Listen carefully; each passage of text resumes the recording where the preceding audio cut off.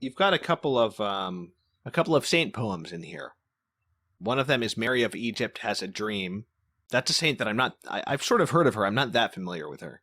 Well, I don't know that we know a lot of facts about her, but the legend is that, I mean, she was very, very early, and the legend is that she was quite promiscuous until she wasn't, until she had a conversion.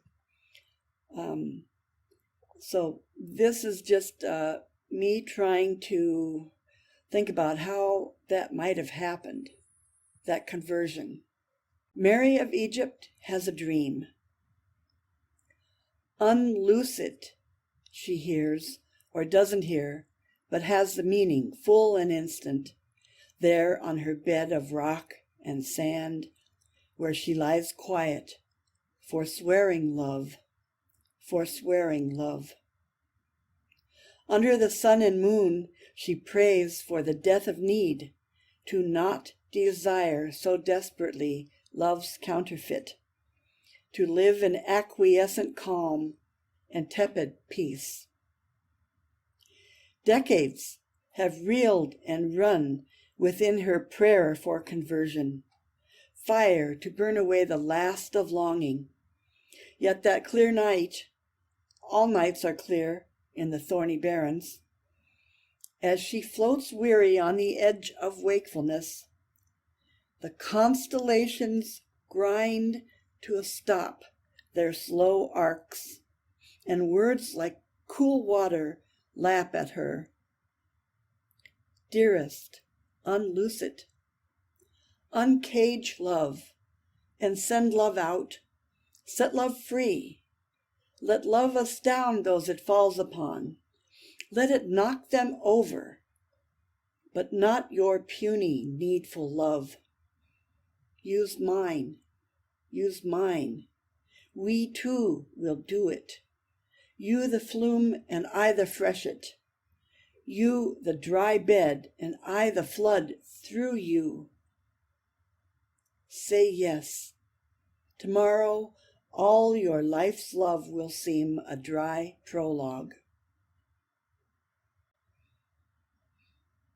This poem seems to be about the second half of the self-denial equation, which is that self-denial is not just for its own sake. It's for the sake of allowing something else to flow through you. Yes, I think it is, and I think that's true. And the voice, in my mind, it's the Blessed Virgin. Okay. Who knows? But in this poem, that's who it is.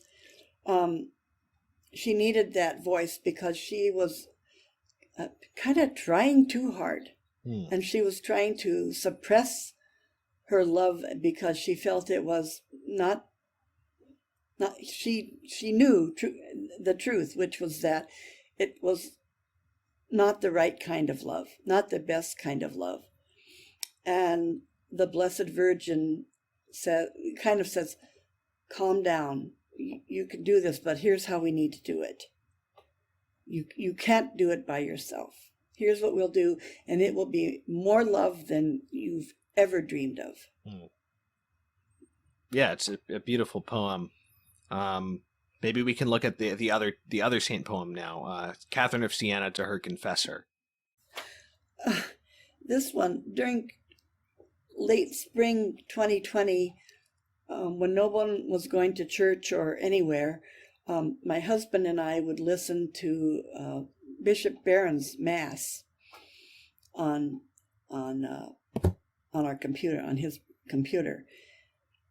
And one time he started talking about the bridge of his body, and Catherine of Siena wrote a lot about it. And just that phrase, the bridge of his body, I don't know if it's the alliteration or what, it had me. So I looked up her actual words, and she goes into detail about what she means.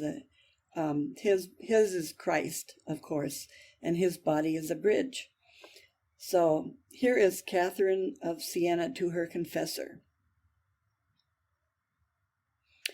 It is the bridge of the word, the bridge of his body, that I climb panting. I cling to the bridge of his body. The tempestuous sea of this life lunges for me, and I laugh as it rages beneath the bridge of his body. The bridge has 3 steps.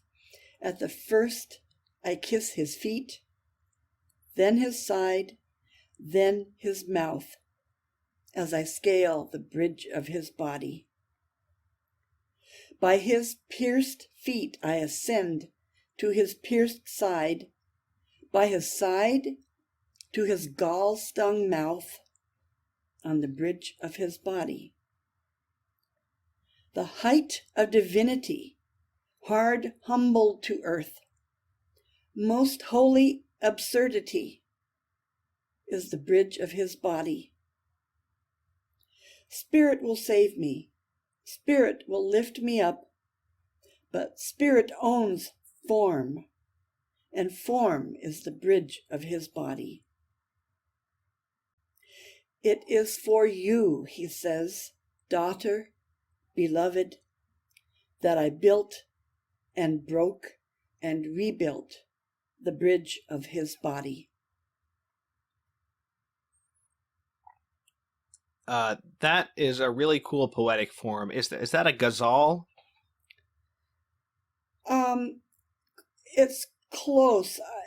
A lot of times in a ghazal, the words won't be identical at the end of each of the second lines. Okay. Sometimes they are.